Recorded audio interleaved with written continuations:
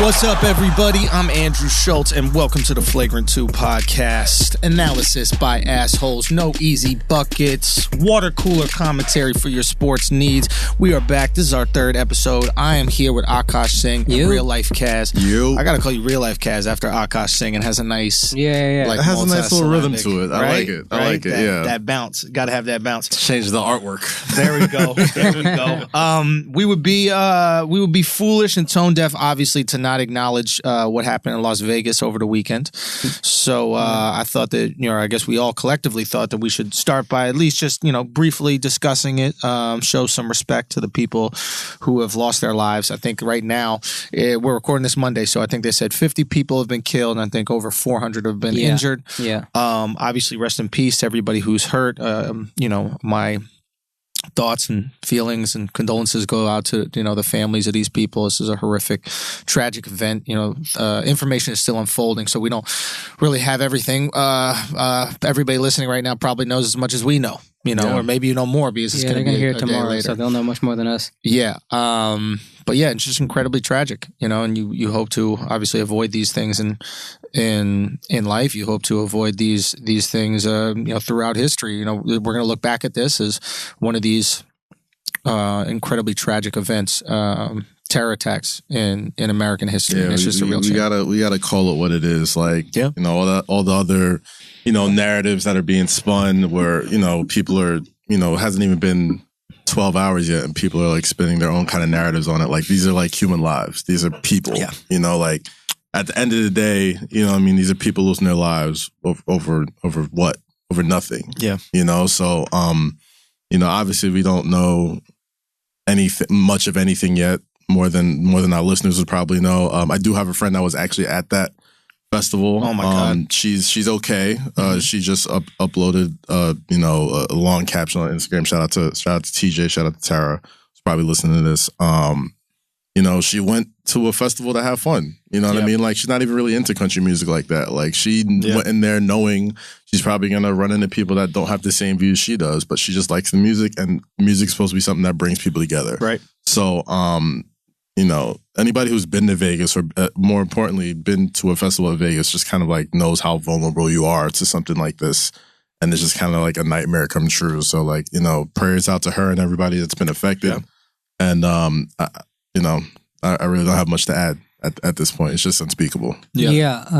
I don't know. I never really feared, I guess I feared death, obviously, but I always feared much more losing loved ones. So with me, just the thoughts and prayers, first and foremost with the families, obviously with the victims, but the families, I can't even imagine. And I hope we remember this as the worst, because I hope there's not another one. And maybe a foolish hope, but that's just all I can hope at this point, I guess. It's only been 16 months since the last deadliest, mass shooting Which in U.S. was history. Orlando, right? The Pulse one in Orlando? I wanted to say Orlando. I don't want to, speak out of turn, but they did say it was only 16 months ago that this was the last deadliest mass shooting in U.S. history. And now this is currently, what's going on in Vegas is now the new deadliest mass shooting in history. And this is what happened. Everybody will put their policy on top of it, and that's just what, politicians do. And it's kind of a gross situation. But, whatever your agenda is, you'll find a way to fit it into this situation. And but hey, listen, we just want to show some respect to the people who have passed and those people's families. And obviously, if you've been affected, we're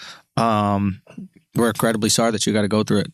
We've all, I'm sure everybody on the show has lost people very dear and important to us, and it's a horrible thing to go through. So that being said, we will continue the show. How do we rebound from this? I'll tell you the thing. One fucked up thing is yesterday is so I think OJ got out of jail 2 days ago. Yeah. So what a segue. Now, well, I'm gonna tell you, perfect. So OJ got out of jail 2 days ago, right? No bullshit. And OJ was in jail in Nevada, and there was just a tweet that said, shots have been fired on the Vegas Strip, and I was like, already? Like, Yeah. I was Are you like, serious this right now, motherfucker yo? did not wait. Are you serious? This motherfucker did not wait, not 12 hours, bro. I was like, come on, OJ. I was like, first of all, where's Jay-Z? Jay-Z better not be in Vegas right now.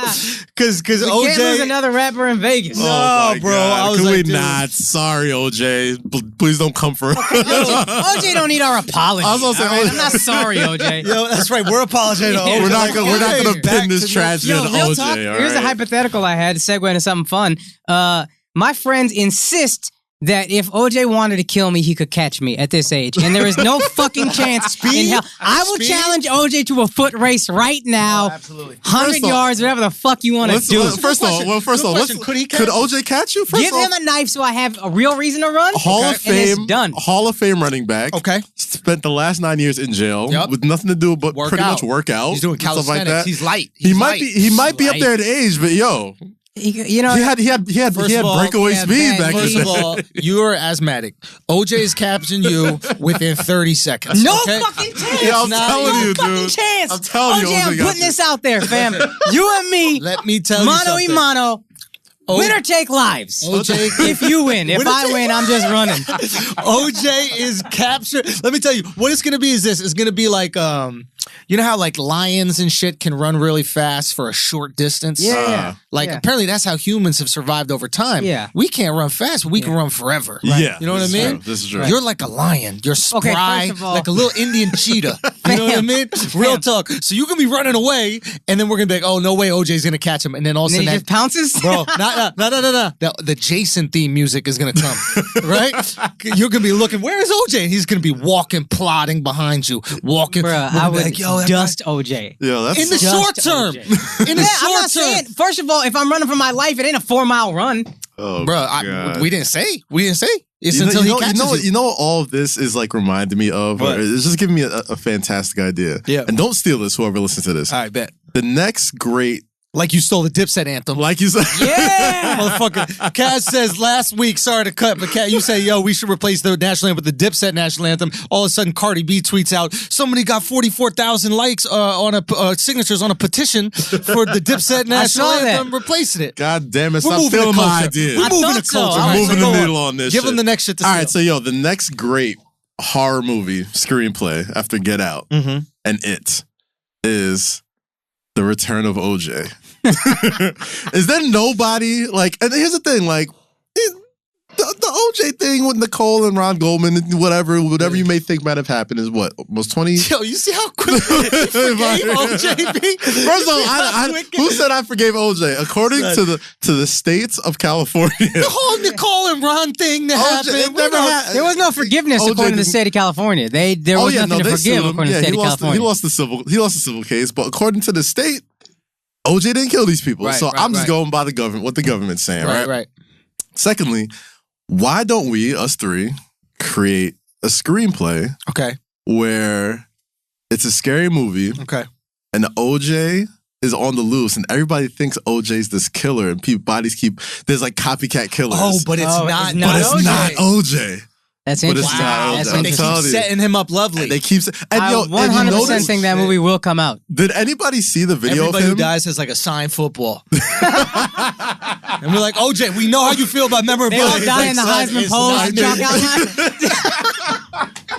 Like they kill him and they leave like his Heisman trophy next to him and it's like, it's my memorabilia. You know he came back for They it. still stealing my memorabilia. This is great. Literally, there's orange juice around. Like OJ, there's orange juice next to the bodies. Like Telling your you. name is the juice. The juice is loose, obviously. Somebody get Jordan Peele on the phone, man. Yo, we gotta for make real, this. we got, hey, Jordan, holler at us. We'll Holler even at take us, Key. yo. Yo, Key, we'll take you. You know what I'm saying? I know you're being overlooked right now. Is Key OJ's friend? What's OJ's loyal ass He's friend? Cowings? He's the Marcus Cowlings or whatever. Cowlings, there. is Key the Cowlings in that relation? Something like that. Yeah. That's fucked up, son. Man. Yo, But, I will if you say saw the video of him when he when they interviewed him afterwards, he showed up in a white truck. In a white truck, like somebody walked up to him. he don't care. Bro. He don't care. On the lowest of keys. Pulled up at the gas station. That's the most gangster shit I've seen. No, how was he pulled up with a camera on his phone. He put a phone. How is there no shake? My man had no shake in his interview with OJ. Bro, you said it. These kids don't get what OJ did and was. Allegedly. Andrew and I Andrew and I had talked about this where like kids are like gonna forgive OJ and he's gonna be. Andrew legit believes, and I didn't at the time when he was saying, he was like, he's gonna be a celebrity again. Oh, for sure. Everybody gonna forgive him. Nobody. Yep. And then that day, the host goes on stage. Andrew's headline. Host goes on stage. I'm about to go up, and the host is talking about OJ, and then someone said, "Oh, whatever. That was years ago. Get over it." And it was a kid, and I was like, "Yo, this shit is nothing to them." They don't know him as Murder OJ. No, they don't. And if you don't notice somebody, dude, this guy will be a celebrity, especially with social media. He doesn't even need to be on TV. He can have his own shit. Like if Sarah Mucci or whatever that motherfucker name is has his own media. OJ is gonna have his own little studio. OJ's the only dude I'll follow on Periscope. Just because you never know when it could happen. You never know when it could pop off. You don't know what kind of hijinks OJ's gonna get into. Hijinks, that's what you're calling it? Hijinks? Middle of the night hijinks? Bro, it's gonna be hijinks. We're gonna see him furnish his new apartment. Out going to get knives today. I think you can tell with his sense of humor. He'll probably make jokes about it like, ha ha ha. He's not gonna, dude, this guy's coming out. First of all, his skin is immaculate. He's gonna come out. I guarantee he's Black don't crack, man. Black does not. Clearly been not. locked up for 9 years. Bro, he looks incredible. He was in jail stress-free, not a wrinkle on his face, dude. I'm Hillary Clinton been a millionaire her entire life. She looks 1,000 years old. This guy is a murderer. He played in allegedly. The NFL, alleged murder. He played in the NFL, then did 9 years, right? In the desert, B. Yeah. And his skin looks incredible. He's coming out of skincare line. Yo. He's gonna be on Jesus and Meryl next week. Giving away his skincare routine, dude. Here's the one thing I ask of you. If you do come out the skincare line, OJ, it just can't be with Kiehl's.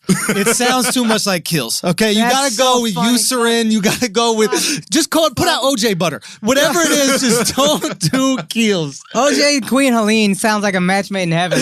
Like, she waiting.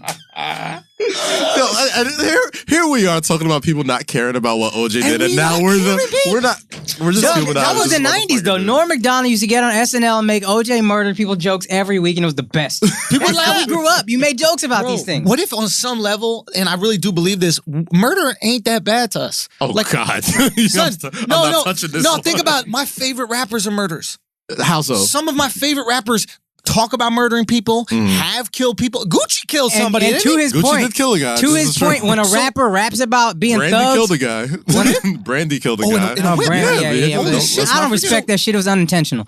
This is you gotta mean to do it. To his point, if you find out a rapper talks about like carrying guns or whatever, and then isn't, he's kind of like just a good guy, you're like, this bitch ass. You're disappointed. I don't respect this dude. Yeah, Rick Ross almost lost his career. Yeah, because you were like, he had to go to jail for real for us to be like, all right, I'll see what you say about Birdman. He had to rap about raping girls for us to be like, all right, you got some street cred, dog. We just need to make sure. He had to for real kidnap some people and rap about date rape. Yeah, and we were like, all right, maybe Rick Ross is about that life. Bro, it is a weird thing in humanity. It's like, I think rape is fucked up. That's really wrong. That's too much for us, right? But isn't it funny how like these like even Pepsi took the moral high ground on Ross, right? This is true. Ross was talking about dealing drugs, shooting motherfuckers, doing illegal activity all the time, and the second he was like, put a Molly in a drink, she didn't know it. You're like, hey, whoa. I'm sorry, Mr. Murderer. There'll be no raping going on under the Pepsi banner. I'm gonna tell you why. Because murder is the only heinous crime that could almost always be justified in some way, shape, or form.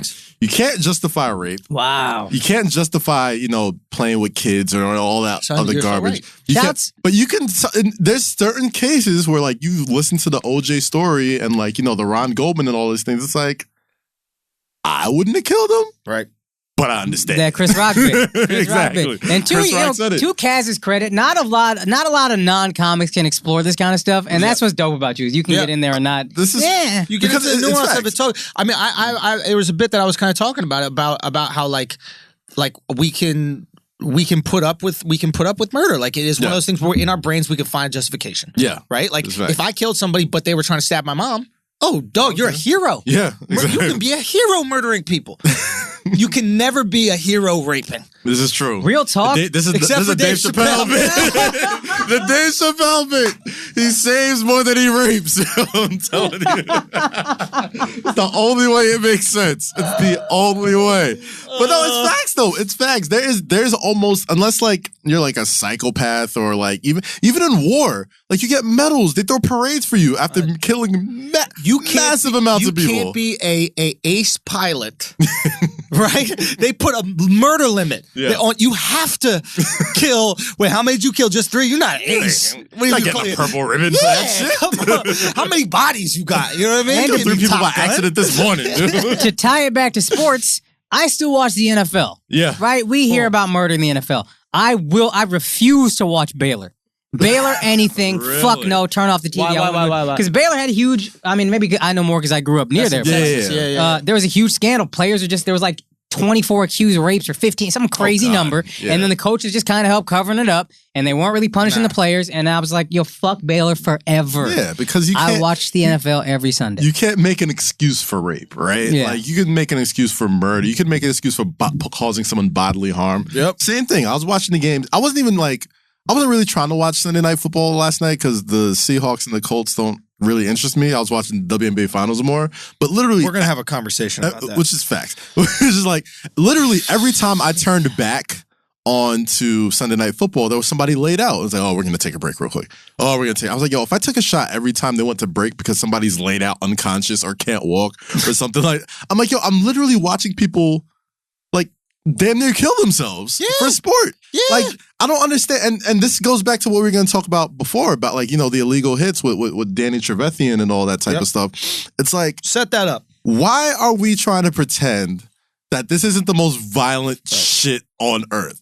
More violent than boxing, more violent than UFC. Like, these guys are trying to hurt and maim people, and they're trying to regulate how you hurt and maim them. Yeah. There's no way you're going to take somebody who's trying to take a ball and take 100 yards that way, and the only way to stop them is to make sure they aren't moving anymore. Yeah. Well, That is the name of the game. You have to stop them from moving. How do you stop them? You either take out their legs, you take out their head. Like, there's no perfect way about this. We are watching people kill people with their arms and legs for sport. Yeah. And I don't know why they're trying to sugarcoat it. It is a violent sport by nature. what happened in the last 5-10 years, whatever, is we realized how much it's actually killing these people. Yeah. When we thought they were just hurting each other, all right, fine. Mhm. When they're actually getting CTE, killing each other and killing other people, now we got to try to find a line where it's not that bad. Yeah. Right. And that's where all the regulation comes in. And that, because we talked about this. I don't respond to, I used to get out of my seat at a nasty Oh, for big sure. hit, and everybody feels this way. Now we're all like, ooh.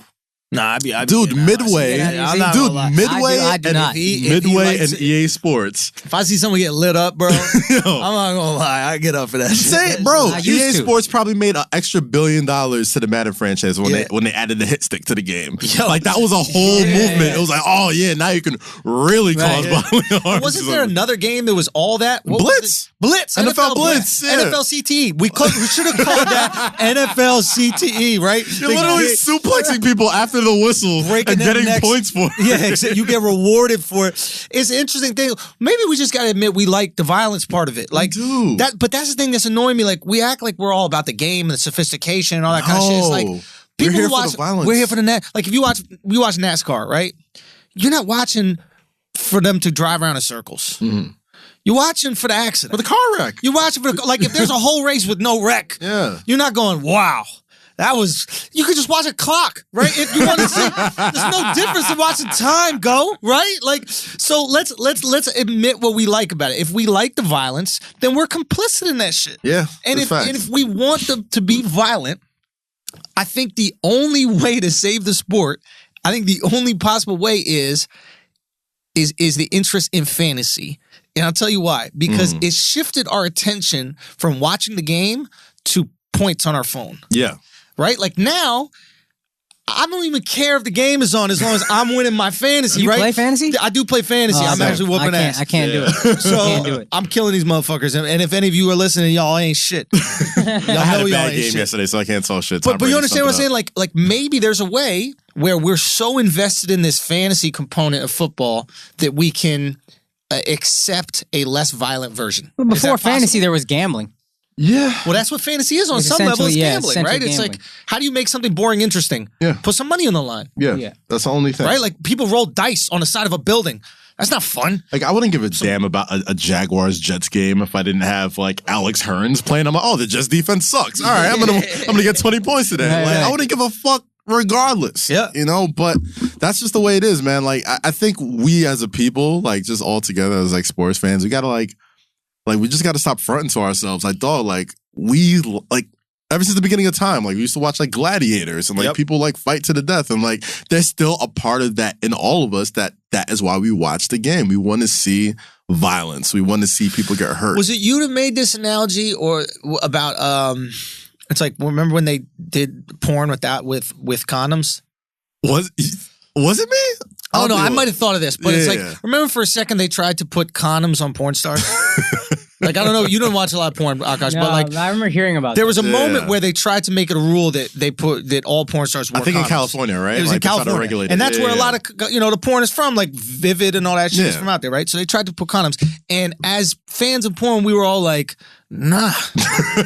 You know what I mean? Because deep down, it's like, I don't care if y'all kill yourself. I need to enjoy this. And it's the same thing with NFL, right? It's like, I don't care if you guys get CTE on some level. I need to see my hits. So what would be like the equivalent of taking the condoms off in porn? See, but Just that's like- what I'm saying. There's steps they could do that don't like make everybody wear that not concussion-proof helmet, but they got this big-ass safer helmet. Right. Eli's big-ass goofy helmet is supposed to help with concussions. Wear that, because I'm not comfortable with watching football players kill themselves and their wives. Then I'm like, yo, fuck. I keep seeing these stories, and I'm like, I keep thinking I'm complicit in this. Yeah, that's because you haven't jerked off to condom porn. Wow. When you when you do it, I mean, there is a I sense will of never realism. watch flag football is condom porn. that's what And I'm I will saying. never Could you watch that. flag football? I get like, that. I couldn't. But they do have to. I do think, listen, the NFL. I'm not a fan of Goodell. Yeah. I'm not a fan of the owners. Yeah. But they are in a tricky spot with this, where they got to find a way for us to be like, okay, we like this game, brutal, but they're not killing their mind and their loved ones. I think the only way for Goodell and the owners to save their league is to just stop fronting. Just be like, you know why you watch this shit. You want to see the fucking violence. You want to see the people get their heads cut. So you know what? Headshots are legal. Bang. Go low. We don't give a fuck. It's But- like, you know what it's like? It's like if MLB legalized steroids. It's like, boy, we know why you're watching baseball. Yeah. You want to That see would some be dope. home runs. Here's the one issue with that. Retroactively, every player who didn't know could sue the fuck out of the NFL. Of course they would. But they're good. It's only going to go backwards as far as violence is concerned, because one day they're going to be like, okay, he can't hit the head, then he can't hit the leg, Yep. then he can't hit the body. And it's like, dog, it's a violent game by nature. But after a while, like, it's going to be flag football. Yeah. So it's like you either go all one way or just go all the other way. I think they could find a line if the NFL doesn't sink itself first. Here's the problem, is that they're going to run out of players. So now that we know it causes CTE, Yeah. public high schools will not be allowed to have football teams. Someone's going to sue, right? Yeah. Some kid is going to get injured and they're going to sue, and public high schools just won't have them. Now, football is a very expensive sport, Very expensive. right? So the average middle income kid can't afford all these pads, cleats, practices, all this kind of shit. They're not going to be able to be part of these, what are they called? AAU teams, if you will, or Pop Warner or whatever. Warner, yeah. Pop Warner. So they just won't have enough talent to draw from, and then football will be done. It's simple as that. It's a matter of time. This shit is going away. They just won't have the talent pool to pick from. Apparently, someone said that's why all these quarterbacks are getting concussed a lot more now, is because they're running out of linemen. Jesus. Like the big guys, right, that used to protect those 350-pound linemen that would be the Dallas Cowboys, that front line. These guys just don't gravitate towards the sport because, honestly, why would you? It's guaranteed CTE for no shine. Yeah. Nobody even knows who the fuck you are Like, I as a saw lineman. DeBrickashaw Ferguson retired after 8 years, and he was one of the best offensive tackles. And that's the only reason why the Jets were any good, because they had the brick. They could put me at quarterback, and they'd have 7 seconds to throw the ball because they had monsters in the front line. Right.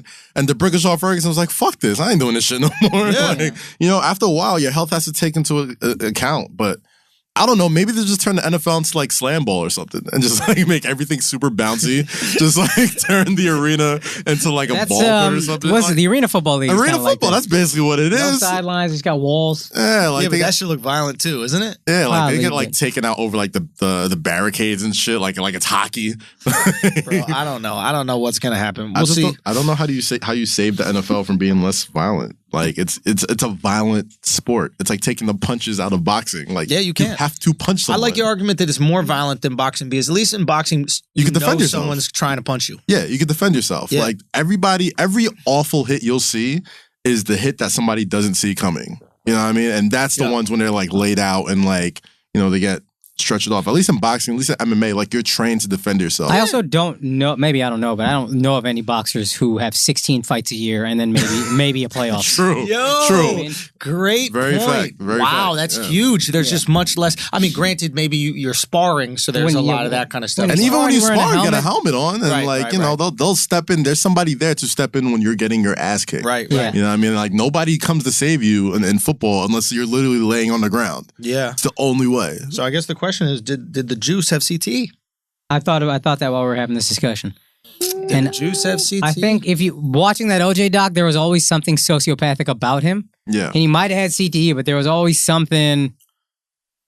Most CTE people kill themselves. They don't kill their wives and then not kill themselves, but go play golf. Yeah. You know what I mean? Yeah. He's too like happy. Okay, maybe it's not that. He could, but there's also something sociopathic about him for sure. Allegedly. All right. So he was found not guilty, damn it. I called up a guy. I had to connect, and a guy put me in contact with his brother, who's I can't say who was OJ's brother. No, I wish. No. It was he's a head of player personnel for an NFC football team. I can't say who it is. Okay. But I just want to talk to him about the whole Kaepernick situation and really understand, like, is Kaepernick blackballed across the league for his opinions and wanting to help black people? I want to know what this NFC football player personnel guy had to say. Black guy, by the way. Mm-hmm. And his statement was this. He goes, I don't think he's blackballed. I go, why not? No team will pick him up. He goes, well, you have to understand is he has a very specific skill set. I go, what do you mean? He goes, so for any team, you want your backup to have the same skill set as your starter because if your starter goes down, you don't have to change the entire offense to accommodate the backup. Mm-hmm. Even if he's not as good, you at least go, okay, this is a pocket guy. I'll have a pocket guy. He goes, Cap, he's not a pocket guy. So there's probably 8 teams that could pick him up. Panthers, Hawks, who else? He had a couple other ones. Maybe the Cowboys. Dak is kind of Falcons. Maybe. He was like, there's probably 8 teams that probably could pick him up. And I go, but they won't because of the fans, and you think the hoopla and people being so divisive? And he goes, no. I go, what do you mean? He goes, I don't think it's about the divisiveness of the fans and people hating black people or people being pro-America or whatever it is. This was his argument. He goes, the problem is you have a similar situation where you have a situation where if the starting quarterback starts playing shitty, you have immense support for the backup. But that's with any backup, though. But it's not. How? Who's the backup on the Jets? Bryce Petty. Is anybody clamoring for But everybody Bryce knows Petty? that the Jets aren't winning because of Josh McCown's stellar quarterback play. Right. But like, the thing is, okay, I'm just saying what he told me. So what he's saying, he's like, so what you can potentially do is risk dividing the locker room because the locker room might start to say, well, why don't we give this guy a chance? This guy ain't doing a job. But that literally happens with every single football team. Look at the popular Bears. Guy in town is a Mitch backup Trubisky was, and they just made the change today. Right. Mitch Trubisky was getting clamored for, whatever. Who else just got? Tom Savage. Deshaun Watson was the most popular dude on that team before, and he's a monster now. Wow. You know what I mean? So it's like, you know, literally if you're a starting quarterback and you suck, like the backup is always going to be the most popular guy in town. Do you think it's possible that because of his stature, I call bullshit on his explanation. See, I don't necessarily. Do you think it's possible because of his stature that he would be more popular? Of course, but like the same shit happened with Tim Tebow.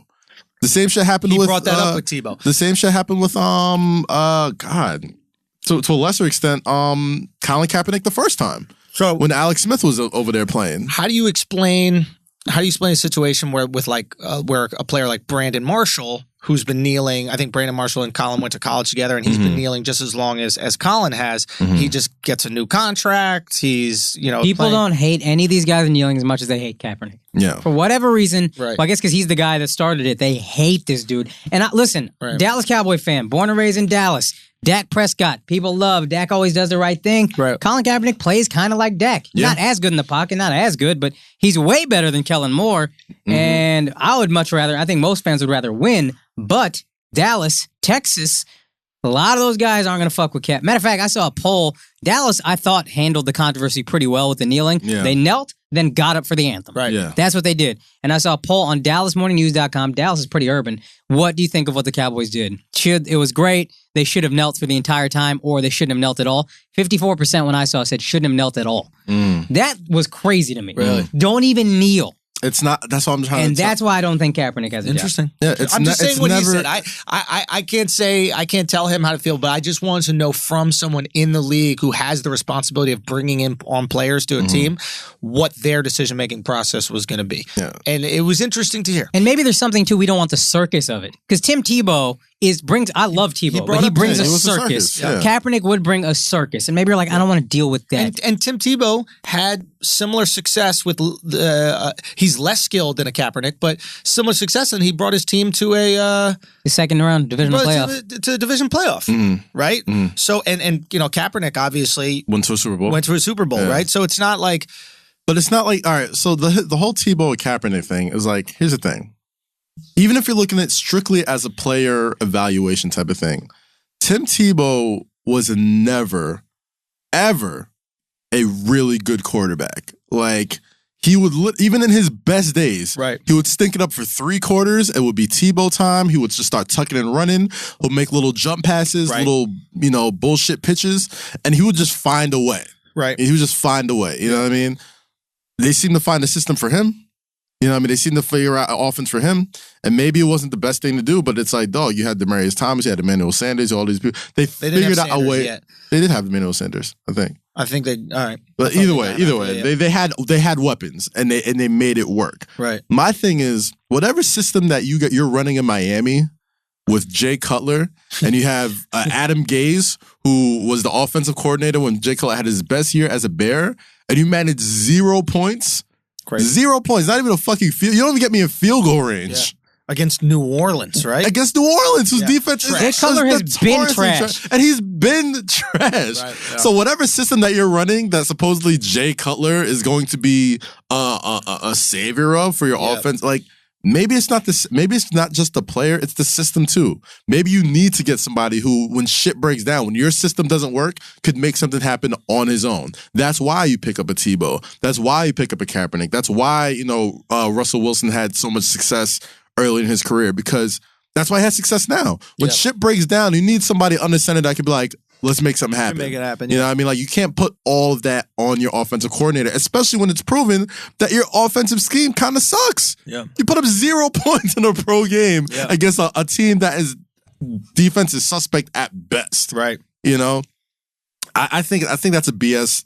That whole system fit argument for Kaepernick that people have been throwing around for a while, I just think has just been a load of crap. Well, no, I get the system fit argument, just because there's so much effort that goes into developing an offense, and there's so many pieces that you have moving here, right? You have the offensive line, you have the receivers, you have the running back, and now everything has to change. I get system fit. That being said, if you got 8 systems where it fits, let's fucking go. We're not talking about 2 teams here. We're talking about 8 opportunities. Like you said, you could slide them into Dallas. Yeah, I don't believe that we're worried the backup quarterback could be too good. Yeah. Every coach every GM, they want to win to keep their jobs. Gotcha. Fuck controversy. Exactly. And it's like Miami, you got Jay Ajayi, who's a top 5 running back. He's a beast, right? Yeah. And dude, did anybody see that play with Jay Cutler lining up in the Wildcat? I don't watch games in London. Oh my God, dude! So you're supposed to look like a threat when you line up in the Wildcat. He didn't want none of it. He did not move. He had his arms on his side,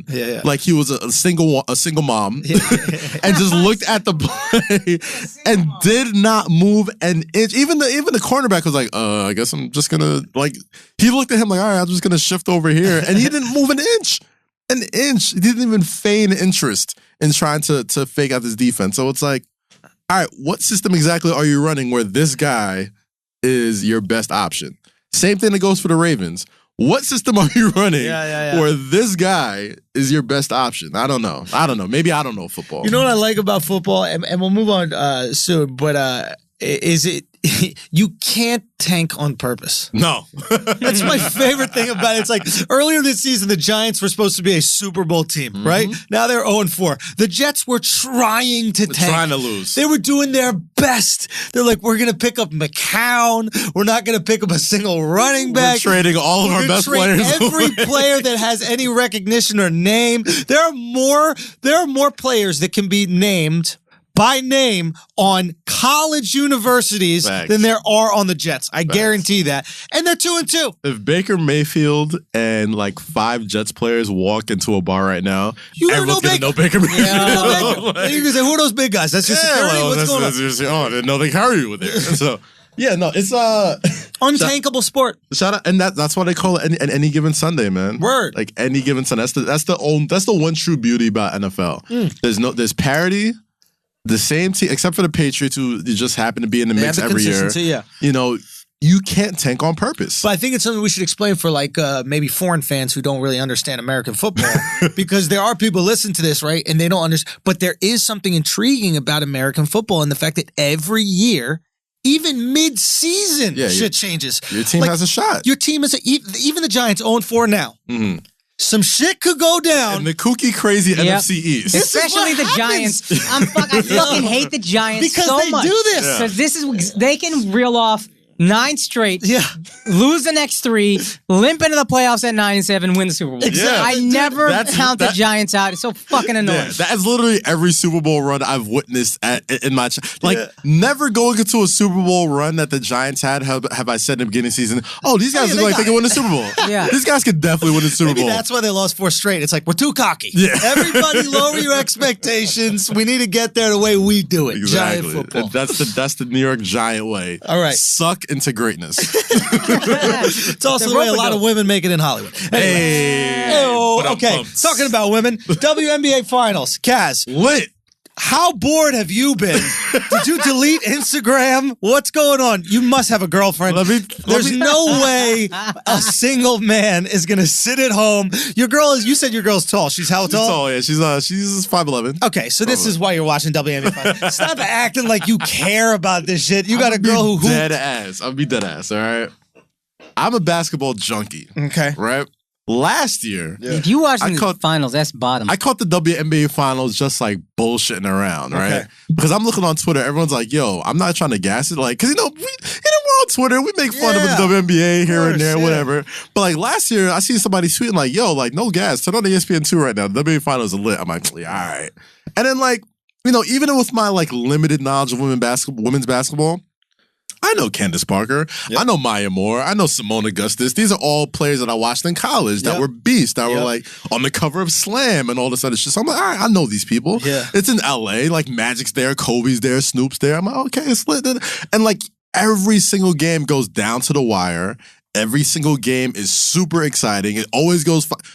I read some stat this morning on SportsCenter. My friends and I play 3-on-3 half court every day. It's always really close. You want to come through and watch? You want to watch a bunch of layups? I challenge. I challenge you. They're better than me. Would you want to watch me on TV? I challenge you. Challenge me to do it. I challenge you to watch Game 5, the deciding game of the WNBA Finals this Wednesday. I'm going to watch on ESPN. I would literally rather watch people polish the hardwood floors before the game. There'd be more athleticism. You guys are sexist. There would be more athleticism and polish. You got to take off your sexist. No, in all seriousness, I will watch. Because you said I will watch, and we will come back next. We will come back next week. WNBA do not let me down. Okay, please have a good game.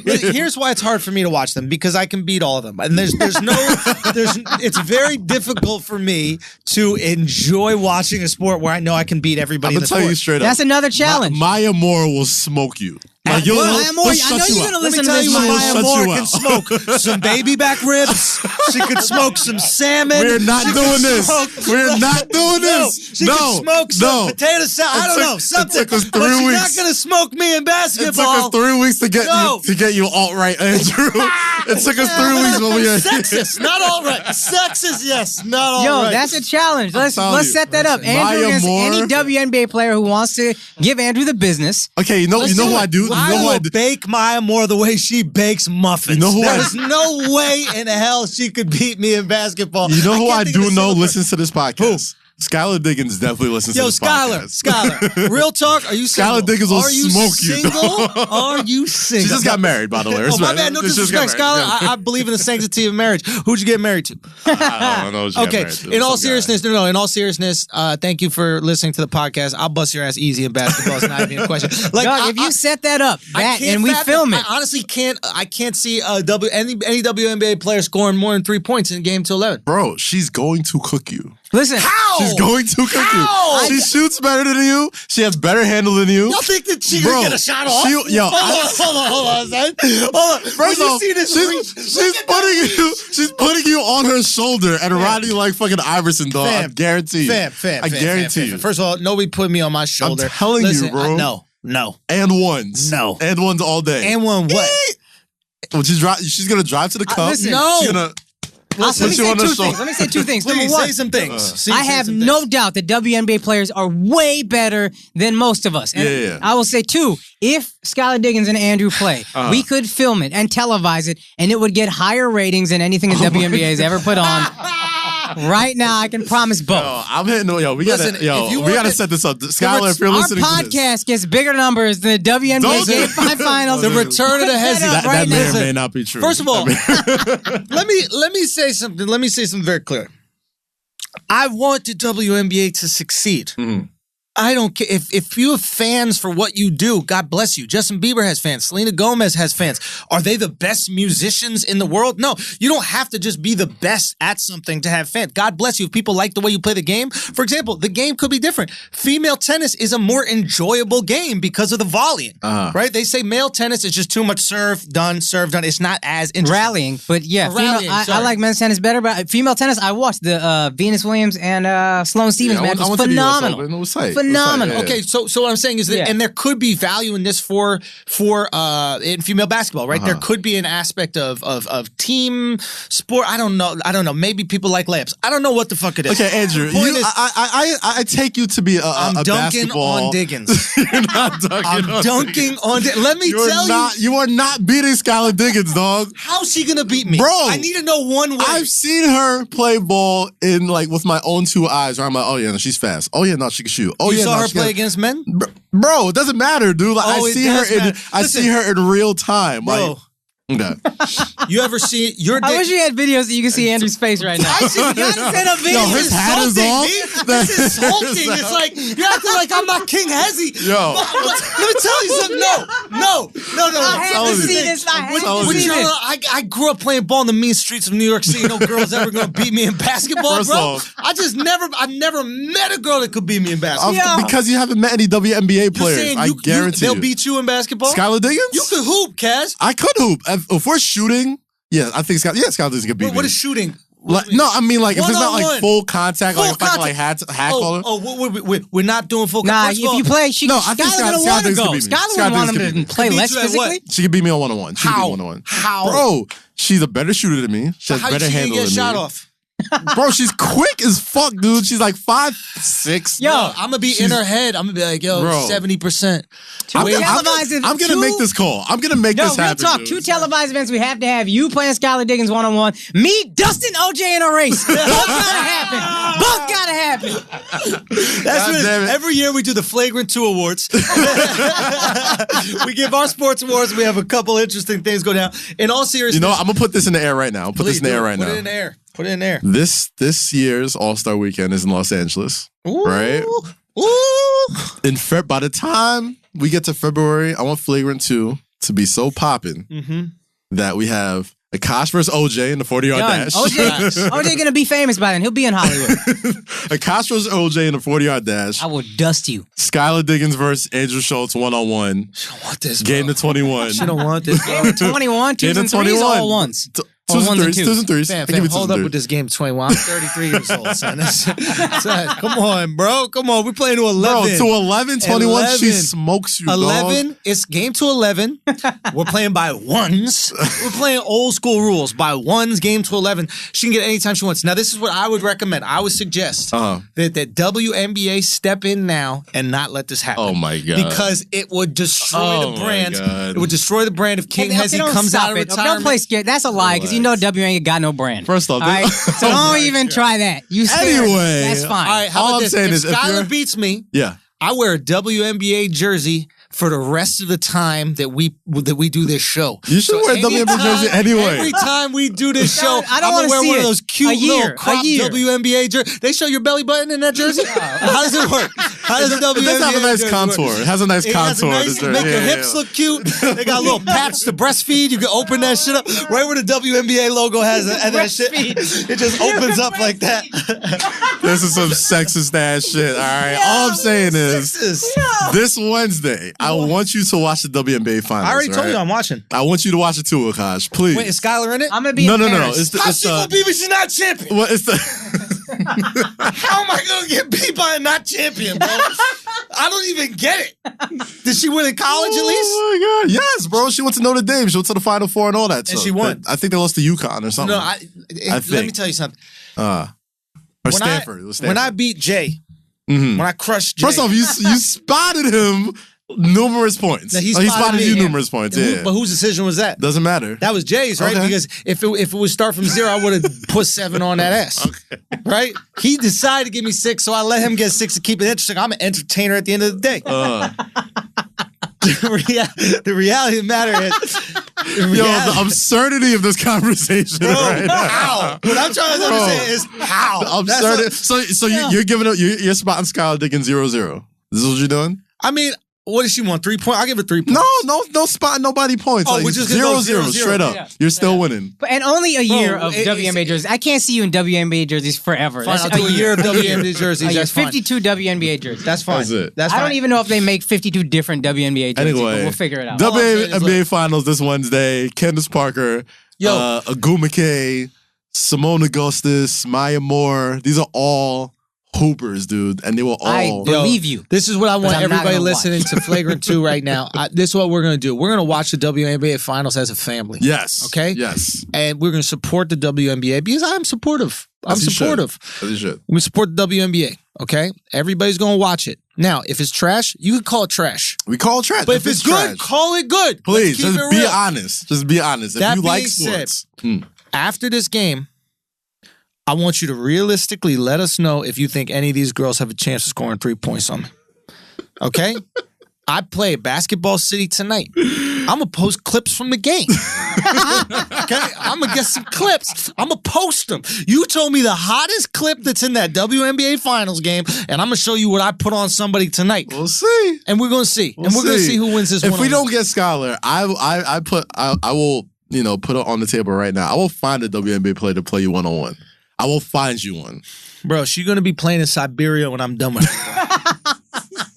I'm going to call Putin on the phone when it's 10-0. I'm going to call Putin like, yo, you ready for another one? This is some sexist ass shit. But it's all right. I don't think you're going to win. I don't think you're going to win, but I want to see it. Basketball. If you enjoy basketball, if you enjoy the skill of it. I don't enjoy basketball that much, all right? I just don't. Fair. I just don't. I'm I'm a watching junkie. AAU. I'm a not junkie. doing I it. watch high school. I watch AAU. I watch college. I watch all of it. I watched LeBron in high school. So this is an interesting argument. I think that a lot of shit gets caught up in sexism when it really isn't. I think that when it comes to sports, for a lot of people, I like watching the best of the best. If I don't have a tribal connection, like the reason I can watch the Knicks is because I'm tribal, right? Like that's my identity. I can't watch a trash NBA team play another trash NBA team. No, just I like you can't do can't it. watch a trash NFL team play another trash NFL team. So the only allegiance I have to the sport of basketball is greatness. And if I'm watching it at a lower level, be it high school, I don't like watching high school hoops. Yeah. I actually don't even fuck with college hoops that much. Not until So the it tournament. has nothing to do with gender. Well, that's where we disagree. that's no, what- you that's love what I- ball I'm, so much. I'm a junkie. Yeah, like I will watch. I stayed up Saturday. I didn't go out Saturday because I wanted to watch Lonzo Ball. Preseason. You were talking about Preseason. preseason. Preseason. I can't, and I'm with Andrew. That's perfectly said. I tried to get NBA League Pass for a little bit, and I was like, I don't care about most of these Yeah. things. Yeah. I'm not watching. Yeah, no, Gotcha. that's interesting. And so And it's not as like much I a watched the gender thing. WNBA all year. Let's be clear. Like I'm not watching Now he's backing up. I'm not watching the WNBA all Skylar, year. you hear Man, this? real But the junkie. finals- Skylar, look Skylar, at you your hear boy. this? Bro, the finals won me over last year. I caught game 3 the other night. Last night was another good game. Skylar, he don't even watch you play. You're not in the finals. This man don't care about I you. can't believe you're making me challenge people who I'm don't gonna make watch, playoffs. yo. Shout out to the Agumike sisters as well, man. They're beasts too. And I think The they're getting- Agumike sisters? Agumike. Agumike. One of them plays for the Connecticut Sun. That's Shanae Agumike, and then Neka, who was the MVP last year, and I get it, bro. You're She hit the Nigerian. game Fuck. winner, Christ. bro. Like the game last year. Are they from Niger? To the last second, she hit a fadeaway game winner to win the championship with less than a second left. Like, how is that not exciting to you? No, that's just hot. That's just hot. It's That's dope. How small is the ball they play with again? Oh, that's a good question. How you miss with if that? you play, and I do still think she'll beat you, but you're gonna play with a men's ball. Of course you're playing with Okay. men's I ball. can play the men's ball. You gonna give me a Play the men's female ball? It's over. We're gonna figure this out. Oh, we're gonna God. figure this out by All-Star Female Weekend. ball, she getting dunked on guaranteed, left-handed, matter of fact. Okay, let's move on. Let's talk about this Wade Braun and, as you so poetically put it, bromance. The if you will. bromance. The bromance. LeBron and Wade are back together. I love it. I love seeing it. Me too. I Made think me it's happy. a beautiful The petty relationship boys. they have. They are a little bit petty. I will say this. Is there anything that has defeated the test of time like a do-rag? This literally, they haven't invented anything else that can create waves in a black man's hair besides the do-rag. Like the do-rag has existed. Yeah. Like they peaked with black hair technology. They peaked. That's what I'm right trying to then say. and there. It was like in the 80s. I was like, yep, this is it. This is all we Murray's need. came out with the wave gel, right? And then the do-rag was like, we got this, fam. We're good. You take a They seat, have not Murray. improved on the technology. They haven't made no like heat tech or nothing. Like they were like, nope, just this rag. This is it. LeBron is a billionaire. Yeah. He's sitting in his mansion in Cleveland, drinking probably a $200 glass of Merlot with a 99-cent do-rag on his head. Yes. It's hysterical. It's beautiful. It's beautiful to hysterical. see. It's absolutely black. You know what we call it? That's black excellence right there. Black excellence? That is black excellence right there. That is the dream. Every black man that saw that is like, that is it. That is the epitome of success right there, dude. I want to drink 3,000 a glass wine while making sure my bodega waves are tight. Yo, that is it right there, dude. So hot. You can hate LeBron all you want. Watching him being super rich, walking around with the flap out. With the flap out. it's That not is tucked. that is the key. He's not tucking it in. He's Come not putting on, it bro. over his hat. He's not trying to hide it. Having the do-rag cape with the flap out, that's a different level of carefree black boy joy Of course. that we're just not going to You're see. a billionaire. in We're not anything going to else. succumb to these things. Of course. I was watching I think Dwayne Wade was doing an interview with Rachel Nichols. Rachel Nichols, and then LeBron came out and started teasing him about how he's wearing makeup, and Dwayne Wade was like, "I don't have on makeup," and LeBron's like, "Yes, you do. You ain't that light." And I saw a side of LeBron. I was like, "We don't ever see that LeBron. Yeah. That LeBron is funny. I like That's that guy. the Dwayne Wade LeBron. I like that. That's man. I wanna see more of that. and that's why I'm so excited to see them back together. Yeah. Because I might have been alone on this, but like when he was the villain in Miami, and it was just him and Wade and to a lesser extent Bosh versus the world. I thought that was because I love wrestling. I love storylines. I love the pettiness that they went into with every game, knowing they were going to get everybody's best shot.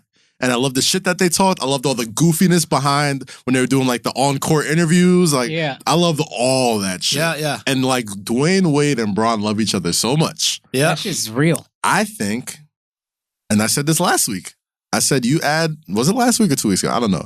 You put Wade on that team, not so much for the on-court production, but the sheer joy that LeBron gets. You saying this? One of y'all might even say LeBron didn't seem like he was having that much fun. He wasn't. It was all business. Yeah, it was and all now business. it's fun again. Yeah. And that's gonna be saying cool if you to put see. him on there, what happens? I'm giving the slight edge. Wow. Over Golden State. I give him the slight edge. Okay. There are, and I'll tell you why. Yeah. Well, there's a bunch of things that we have to tackle here with this Bron Wade thing. You say slight edge. I give Cleveland a slight edge over Golden State this year. Can I ask you a question? Yes.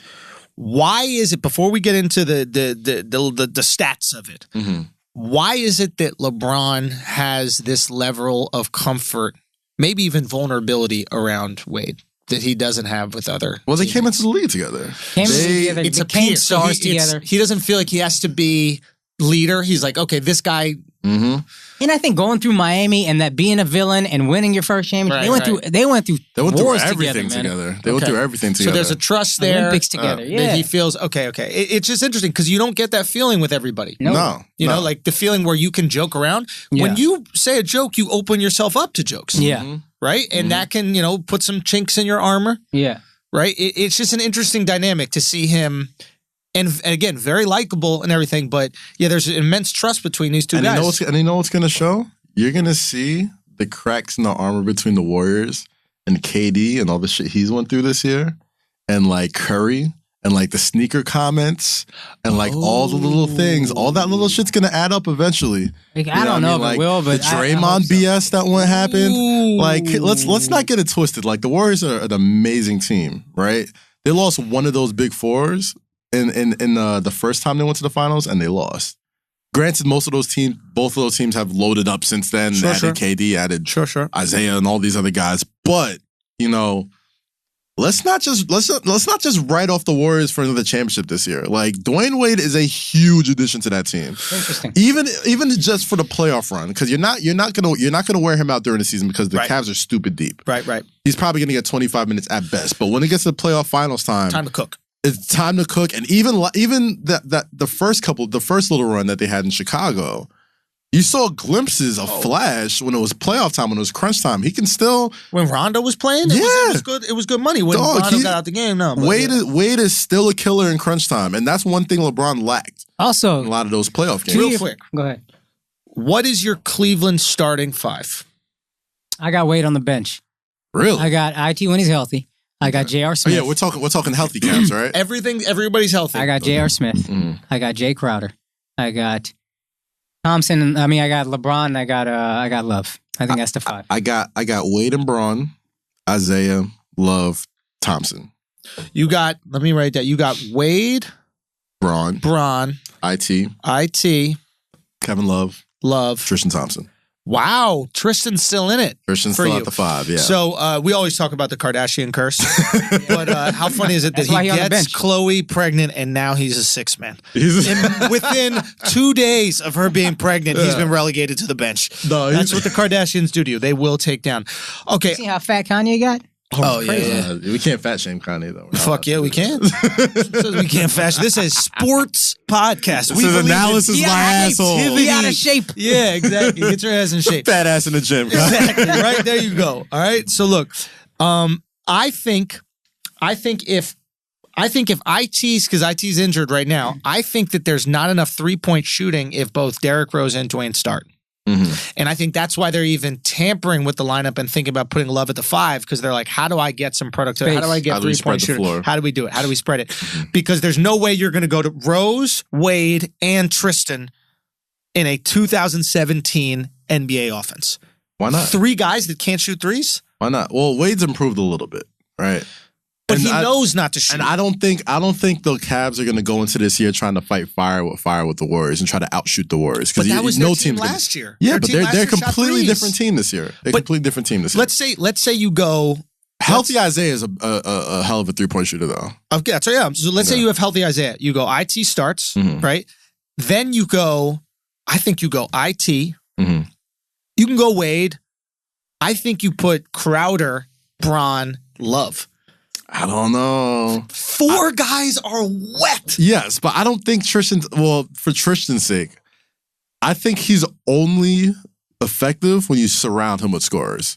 Like, you don't put him in a bench role when he has to produce. You know what I'm saying? Like, if he's trying to produce and he's getting limited minutes. Right. Like, a lot of those games, a lot of the things that Tristan Thompson does doesn't show up on the box score. Right. He won a lot of games for those Cleveland Cavaliers because he gets those teams, especially when he's surrounded by shooters. Sure. You give him second and third opportunities. That's huge At those positions. Yeah. You don't get those with just Kevin Love down there. Or And Jay the pick Crowder. and roll is good. I mean, you're going to have a guy, I don't know if IT is going to be more willing to pass than Kyrie, but at least they'll have some interesting options. Matter of fact, IT might pass better or more often than Kyrie off the pick and roll. Honestly, I don't think... to be honest, I don't think IT plays point guard for these guys. I think you see LeBron's full-on transition to point guard now. Yeah. You know what I mean? Like, I think you go full Magic Johnson with Bron this year. Yeah. You let him run the show. You put, maybe you put JR at starter.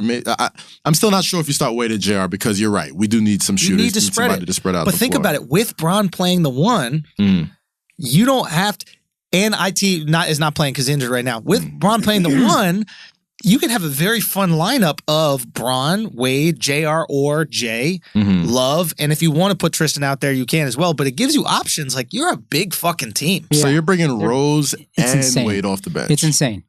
I would either start Jay or Wade, or JR or Wade, right? Yeah. It's one of those situations. I just like the shooting. I like spreading it. And But it's the thing, there's a room. bunch of shooting off the bench too. Like, Your first 8 are deep. Yeah. Even Richard Jefferson still got some tread on his tires. Kyle Korver could shoot it. Jared could shoot it. I forgot about that. Korver, your 9th man, I think. Yeah, like, dog, they're Channing Frye. Channing Frye could knock it down. Yeah. Like, dog, they are deep. Here's another thing to your point, Kaz, about them maybe having the edge. I still don't know that I give it to them, but, and again, making this about the Mavs because I saw 2 finals I was very invested in. Yes. When the Mavs lost to the Heat had a lot of hungry players that didn't have a ring. Gary Payton comes to mind. Jason Williams comes to mind. Shane Battier. All those dudes played a role in them winning. When the Mavs won, the thing they had on the Heat, none of them had rings. All of them wanted rings. Yeah. They were all old. They all wanted it. Cavs got some hungry, edgy dudes who just want to win. Yeah, Derrick Rose wants to win. Dwayne Wade got rings, but he just an alpha. He just wants it. And I'm trying to tell people, like, yo, calling it right now.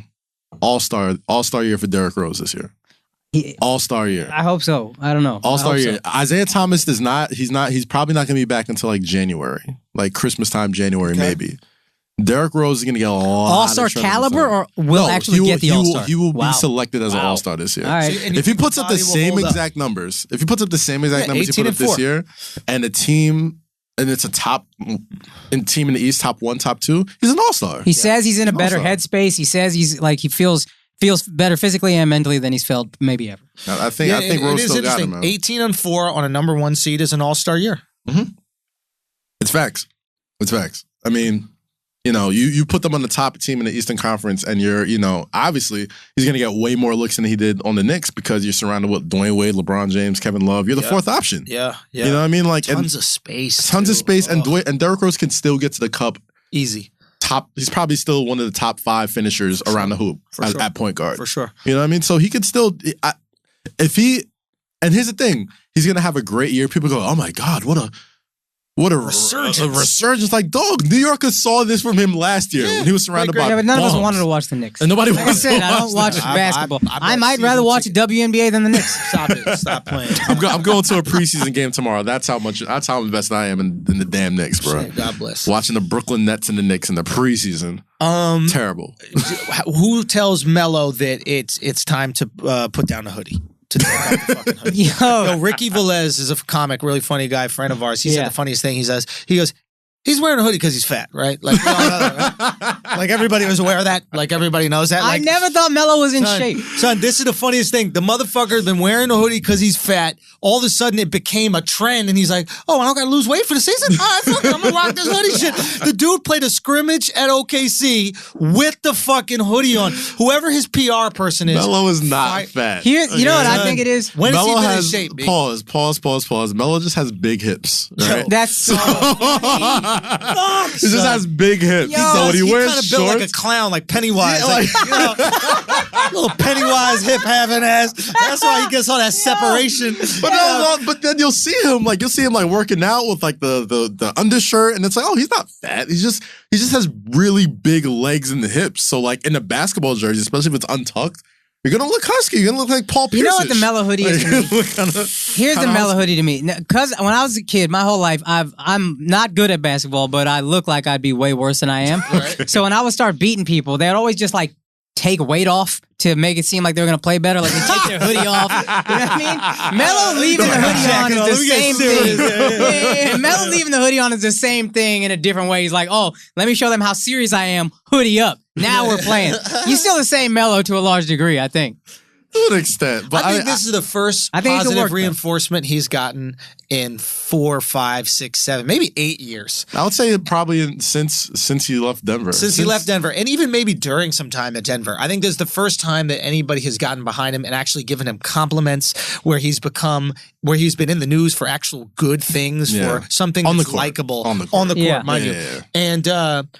And I think he's just kind of relishing in the positive energy. Like we can all act like we don't care and we're unaffected by people's opinions. At the end of the day, it feels good to get a pat on the back. Yeah. So he's milking this shit. But it's the first time in his career, or probably since he left Denver, that he's not looking to be like the franchise savior. It's like, you're really good at scoring. Yeah. We just need you to come in and just do what you do. Yep. You know what I mean? Like us, I'll be the first one to blame. As a Knicks fan, we wanted Melo to be Braun. Yeah, we wanted him to be like, it's like, yo, LeBron could do this. How come Melo can't do this? Yep. And we didn't appreciate, some people didn't appreciate, like, dude, this guy gets 25 points a game in his sleep. You know what I mean? Like, you put him on a team where he doesn't have to do as much. Like, hey, do what you do really good, and that's it. Yep. That's why he was the shit in the Olympics. That's why Olympic Melo was awesome. Because all you had to do was just come in and score. You know what's funny to see watching Knicks fans? The NBA just turned into a big arms race, right? Nobody came up emptier than the Knicks. You got a half a year of Amari Stoudemire's knees, and then you traded good pieces for Melo, which you thought was going to really change things, and it's exactly more of the same, if not less. One of the pieces that they ended up trading away for those draft picks ended up being Gordon Hayward for one. Yeah, okay. Another one ended up being, I think, God, I can't remember. But I know we left JR and Shump and let them go win a ring. Yeah, yeah. In 2003, though, if someone was like, yo, you're going to get Melo and Amari, you'd be like, get the fuck out of here. What? Let's do it. We took all of Amari's worst year. We literally had his best year ever, but it was only for a half a season. And y'all were so hype. And then it was like, if somebody told me 10 years ago, listen, the future of the Knicks is going to be dismal, but your most exciting player will be a Chinese kid who went to Harvard. I would punch that person in the face. I'd be like, stop lying, stop spreading fake news. But I'll be dead ass though, man. Them Insanity games was the shit. Oh, that was the best. The city was on fire. Incredible. You could sell tickets to Asian kids for absorbent amount of money. That's as close as I'm gonna get to having somebody in the league. That's a country over. I'm in. Right next door. That's a bus stop away. I was in. But you know what's the crazy part about that though? After this whole thing, like Jeremy Lin's still a pretty productive NBA player. Solid NBA player. And it's like, dog, like if Jeremy Lin stays, let's play, devil's advocate. Jeremy Lin stays. What point guard that Melo has played with is better than him? Since. That would have been his best point guard if they made Linsanity work. Yeah, but he doesn't want a point guard. No. We probably wouldn't have got Porzingis. He wants a Derek Fisher, really. Yeah. He wants a point guard who's just knock down three-point shooter, lock down D, but we'll just feed him the ball in the post and just let him cook. Yeah. Right? He doesn't want a dynamic point guard. And Jeremy Lin is most effective when he has the ball in his hands and he's driving to the cup and he's dishing or he's finishing at the rim. But he ended up being a cool player. All right. Let's talk about this Nike Adidas scandal. Oof. Pitino done. And obviously Pitino, all these things are involved. I guess let's do a little backstory. So recently we heard last week, if I'm not mistaken, that Adidas was being investigated by the FBI and they are being subpoenaed for essentially paying players to go to certain schools. Yeah. Right? Is that right? Let's hope it's right. And then, so Adidas comes out. Now, what's kind of interesting is a day or two before that, Adidas just passed Jordan as the number 1 sneaker brand in the country. No, it's the number 2 sneaker brand in the country. So Nike, now it's Adidas, and then Jordan. And then the day after that, the FBI subpoenas him. So my initial reaction was that Jordan snitched. Right. So I was like, oh shit, Jordan just got jumped over. It's time to let him know. Over the jump, man. Boom, there it is. I was ready for like the new Jordan collab. Yeah. Like I wanted the Snitch and Sevens. Like I wanted whatever sneaker he was wearing when he dropped down to the FBI. I want to get that yellow shit. Streak and a little finger over the lips. Like, don't tell nobody. I'm going to Nike ID tonight. I'm making that shit.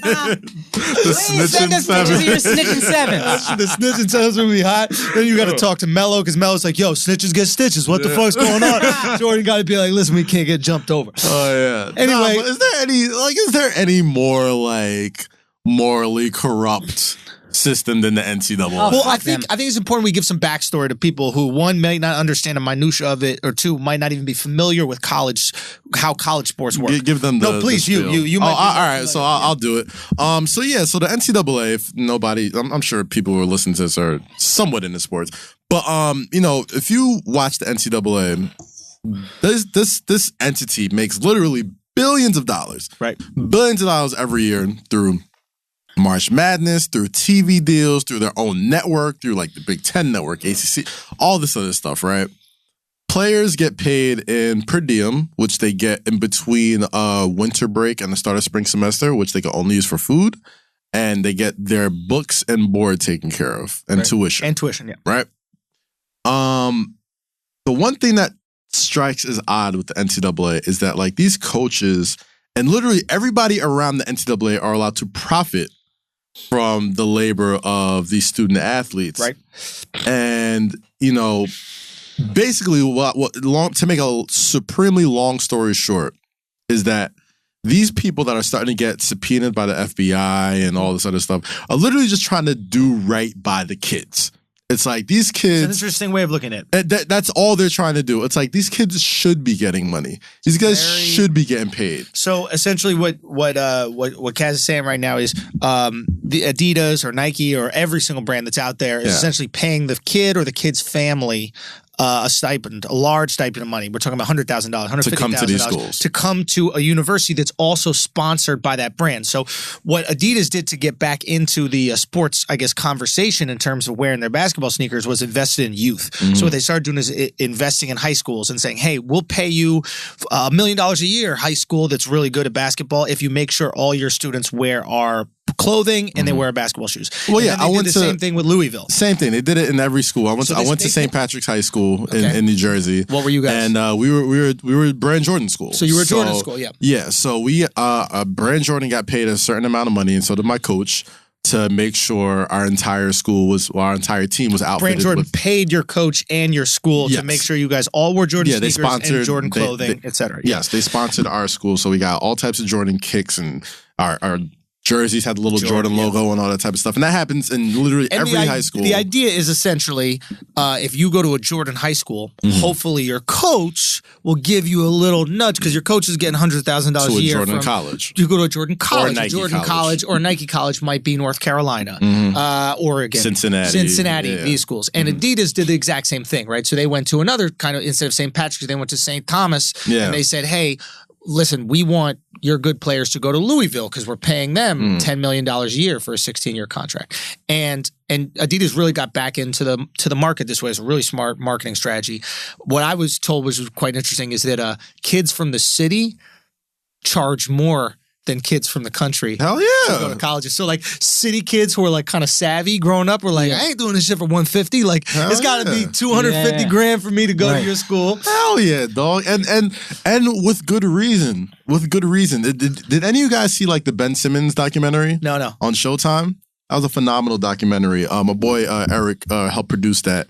And basically, if anybody watched Ben Simmons' like first and only season at LSU, you kind of tell he kind of mailed it in. Sure. Yeah. And like watching it, you're like, damn, he doesn't look like he's giving the effort. And then like you see him and you see like all the stuff he's talking about, how he's like, man, like this place is so corrupt, and like, dog, like he wasn't even going to class. He was like, dog, I'm only here for a year. Like I'm literally just doing my time. Like, these guys are. I'm sitting here like he was going to the store. He couldn't afford to buy a sandwich. because, but he goes to the same bookstore and there's a bunch of number 25 LSU jerseys that people are buying. Oh, of course. And he's sitting here just like, this is bullshit. And he's from Australia. Right. I mean, like, he went to school in Mount Vernon, Florida, or whatever, but he's Australian. Right. And he's just sitting here like, dog, this is bullshit. Like, this is, Lonzo Ball said the same shit. Like, Lonzo Ball dropped a song this week, and he said something along the lines of UCLA Bruins did 1 year slaving for no money or some shit like that. Right. Like, these kids are going in there with that mindset that, like, yo. You know how much Kaz loves basketball that he listened to Lonzo Ball's rap?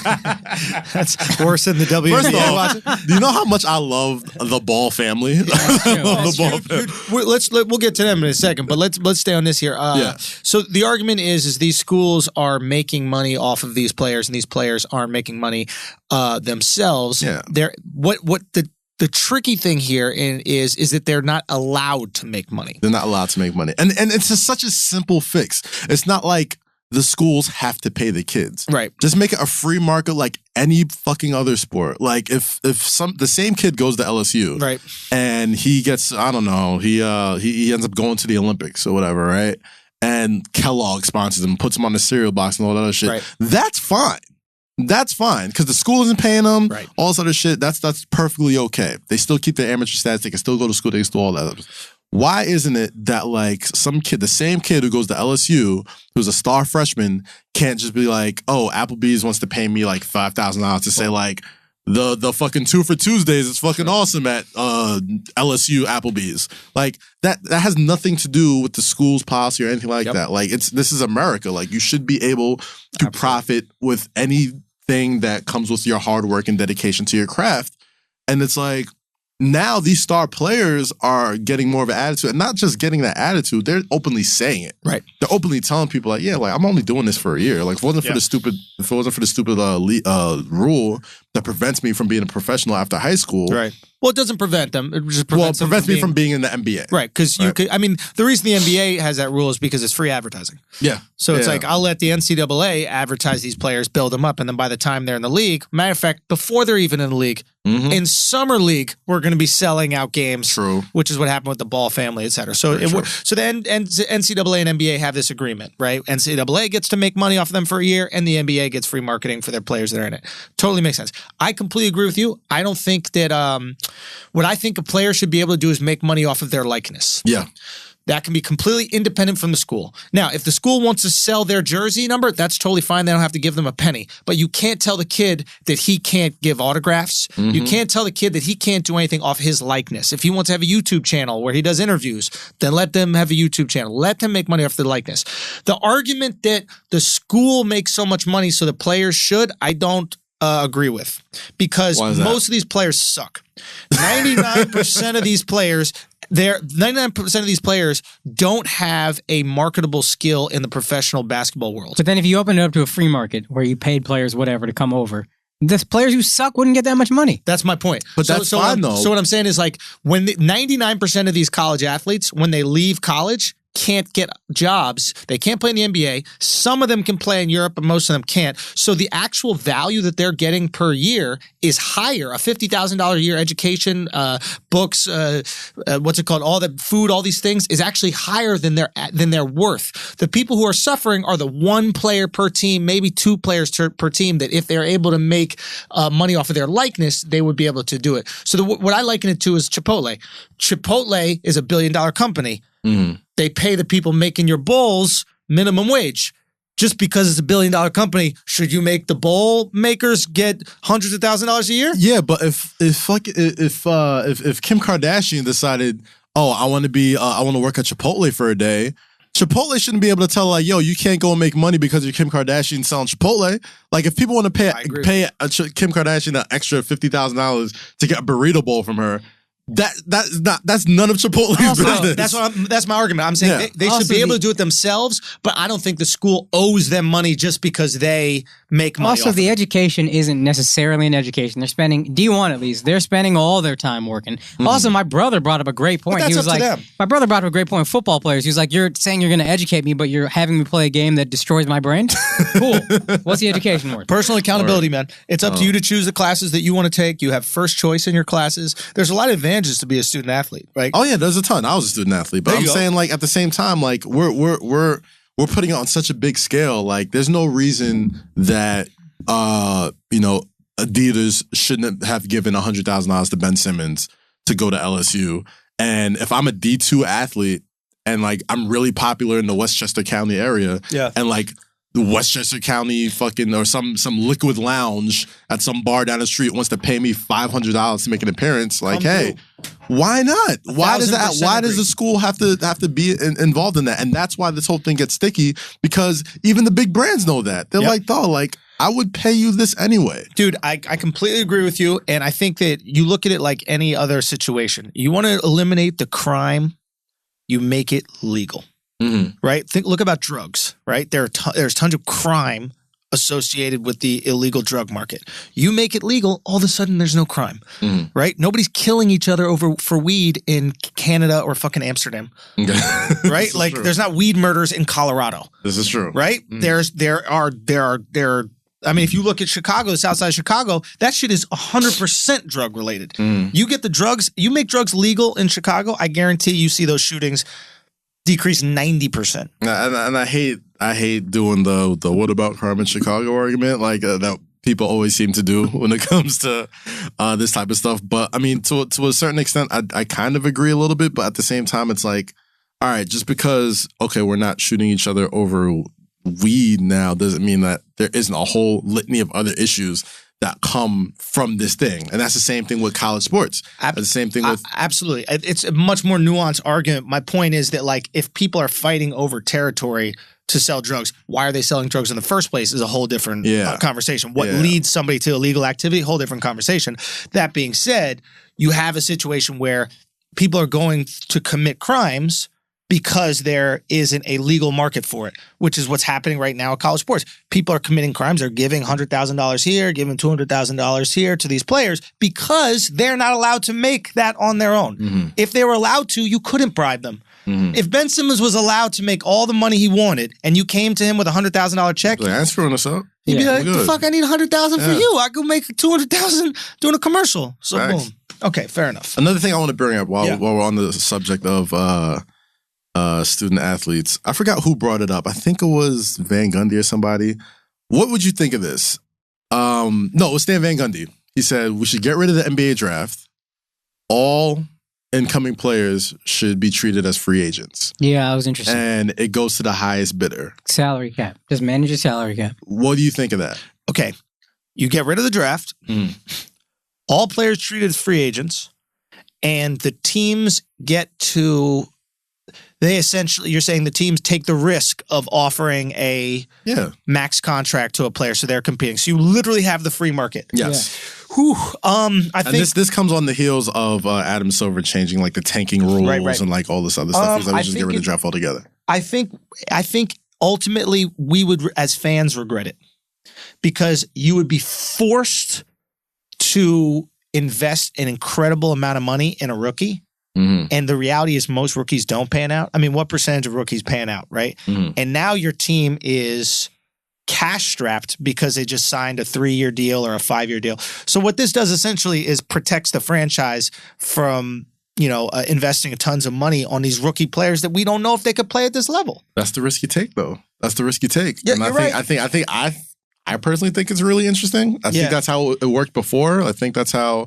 Like, Will Chamberlain was signed. Yeah. Like, he was signed as fresh out of Kansas, like, to, a free agent deal. And I feel like it would at least make it interesting. Like, I would be, like, imagine, like, the Knicks, like, spending, like, $80 million on a player who's definitely going to bust. Frank Ntilikina. Not saying he's going to be a bust. That's the thing. Not saying but that you also run the risk of being like, you know what, I'm going to sign Porzingis to a 10-year, $3 million contract.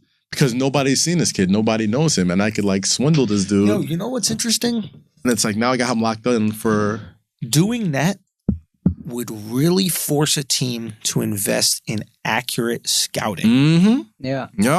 Yep. A scout will be almost just as important as a head coach or a head coach. GM. Yeah. Because right now, I know people who are in the league and like I meet scouts. We still got a lot of scouts who are like, just got a gut feeling. You know what I mean? Like if you look at the NFL, they don't play games. They're like, yo, how wide are your fingers? Bro, how many centimeters are your fingers, dog? Yeah. You know, what are your eyes like? How much peripheral vision? They break everything down. Psychological and that's profiles. because there's no such thing as rookie deals in the NFL. Like, they'd be like, yo, if we're going to sign this guy and we want this guy to be our quarterback for the next 10, 15 years. Wow. We're going to give him the money. We're going to invest this money because we've scouted this dude. We've scouted every single inch of this person. And like, we believe that he's, our franchise, whatever. Yo, I'm with you. Let the market decide. Just let the market decide, actually into that. This right here favors the teams and it makes it easy for the teams. They don't have to invest that much in a player and they get things easy. But no, I'm with you. If you want to do it, put the fucking money up. Now, here's the question. And it kills tanking. So you always get the best product every Tanking's time. Done. Yeah. Here's my question. Does Lonzo Ball still go second? Hell yeah. He probably goes first. You think he goes first? Well, there is no going first, going second. It's just whoever there's no signs. draft. Who gets the most money? He gets a max deal out the gate. Well, no, because he wants to play for LA. He wants to play for LA. LA got leverage. He wants to play for LA. But he went to UCLA. But that's what I'm saying. LA could offer less money. This is true. Where are you going to go? You want to go to Boston? Fine, they'll pay more, but you're not. What about this big baller brand you got this whole dream for? It's true. But at the same time, I'd be really interested to see what LeVar did. You got a brand new GM and Magic Johnson who wants to make a big splash. You know what I mean? Like your team already sucks. You've seen this kid do what he did with the UCLA and the Bruins and with your summer league team. You're not going to just give this kid not even a super max, but like close to a max deal, like $70 million out the gate. I mean, this would be pre summer league, but yeah, I don't think he'd get a max. I think he'd get something. I think he would. I think Magic would cut the check. I guess my question is, would you put up with the persona and the baggage, if you will? With air quotes, if you can't see. Yeah, I have air quotes over baggage of Lonzo, knowing that you had to give him $20 million a year. It's easy to put up with when you got to give him 3 to 5. Yeah, that's true. Right? Like 3 to 5, have some rap albums. 3 to 5, have your own sneaker company. True. 3 to 5, do all these things. Because I know that I'm getting you for literally 10% of what you're worth. Mm-hmm. If he could sign a $30 million contract after 3 years, if that's what he's worth, if he's worth a max player, you're getting him for 10% of the dollar. Do whatever the fuck you want, dog. But at the same time, you don't need to do that. You don't need to put out rap albums. You don't need to put out your own sneaker or apparel deal if you're coming in as this $100 million brand off rip. It's like, yo, you focus on ball, dude. That's it. That is it. If you want this $100 million contract, fuck your sneaker deal. Yeah. Fuck your rap albums. Yeah. Fuck your dad. Play ball. Yo, for real, there might be something to that shit. I'm telling you. It's interesting. Jesus. It's interesting. I think, and this even goes to, I know it's a weird transition, but it even goes to like the NBA players standing for the anthem. Mm-hmm. On some level, I think that the players are willing to stand because they don't resent ownership and they don't resent Adam Silver as much as NFL players resent ownership. Oh yeah, and Goodell. yeah. I think there's something personal going on there. Oh, all the NFL players hate Goodell. Silver has gotten pretty much everything right in terms of what the players wanted him to do, and the players get paid incredible amounts of money. Game is easier on their bodies. Definitely easier on their bodies. They're much more protected. It's guaranteed contracts. Like, I think on certain level, NBA players are going, hey, we got something good here. We feel respected. I mean, even LeBron said it like, LeBron was like, there's a million other ways that I can affect change. Yeah. Besides and he's done it. Like, and he absolutely has done it. And it's kind of funny because, listen, the king don't bend a knee. You know what I mean? Like, Jon Snow, he might have said that he's with Shorty, but he never bent the knee. No. And King James not bending the knee either. But he's able to affect change, obviously, in other ways. It's just interesting to see that the NFL protests gained so much steam when Trump said something. And there's this kind of resentment for the ownership and Goodell, and you just don't see it in the NBA. Silver's also lenient with punishments, whereas Goodell is always like idiotic and just whatever. No one ever agrees with his punishment. Let us free. Give us free. What is give us free? Fuck the draft and just give us free. Earn your keep in college, man. What do you think? You think that do you think the players will stand for the anthem this year in the NBA? How do you feel about it? Yeah, I think they'll stand.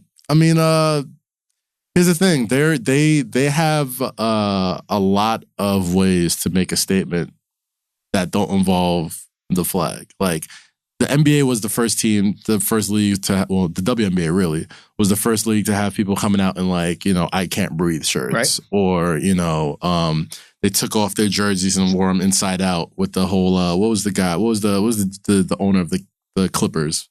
Sterling. Don Sterling thing. Like there's a lot of freedom in the NBA that these guys could, make statements without, rocking the boat too much. Right.